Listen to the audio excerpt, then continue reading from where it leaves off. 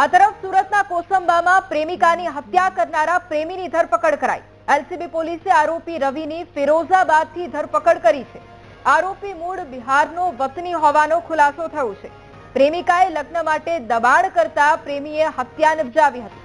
બેગમાં મૃતદેહ લઈને પ્રેમી જતો હતો તે દરમિયાન સીસીટીવી કેમેરામાં પણ કેદ થયો છે। સુરતના કોસંબામાં પ્રેમિકાની હત્યા નિપજાવ્યા બાદ આ પ્રેમી ફરાર થઈ ગયો હતો।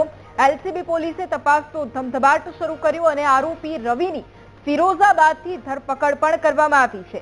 આરોપી મૂળ બિહારનો હોવાની વિગતો પણ સામે આવી છે। પ્રેમિકાએ લગ્ન માટે દબાણ કર્યું હતું અને જે બાદ પ્રેમીએ હત્યા નિપજાવી।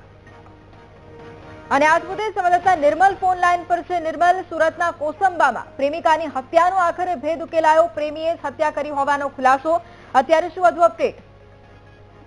ચોક્કસથી કે જે આરોપી હત્યા કરીને ભાગી ગયો હતો તેનો પોલીસે દિલ્હીના ફિરોઝાબાદથી તેની ધરપકડ કરવામાં આવી છે।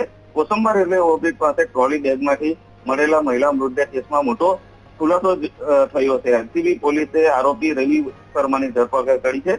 રવિ શર્મા મૂળ બિહારનો રહેવાસી છે અને તેની ધરપકડ દિલ્હી નજીક ફિરોઝાબાદથી કરવામાં આવી છે। મૃતક મહિલા સાથે રવિના પ્રેમ સંબંધ હતા અને મહિલા લાંબા સમયથી રવિ સાથે રહેતી હતી।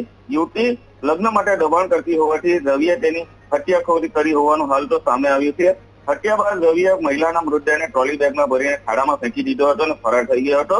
શરૂઆતમાં પોલીસને આશંકા હતી કે મહિલા જે પુરુષ સાથે રહેતી હતી તે તેનો પતિ છે, પરંતુ તપાસમાં ખુલાસો થયો કે રવિ મહિલાનો પ્રેમી છે। હાલ તો જિલ્લા એલસીબી દ્વારા આરોપી રવિને દિલ્હીથી સુરત ખાતે લાવી રહ્યા છે અને સાંજે 5 વાગે એસપી દ્વારા આ બાબતે વધુ ખુલાસા કરવામાં આવશે। બિલકુલ, આભાર નિર્મલ તમામ જાણકારી માટે।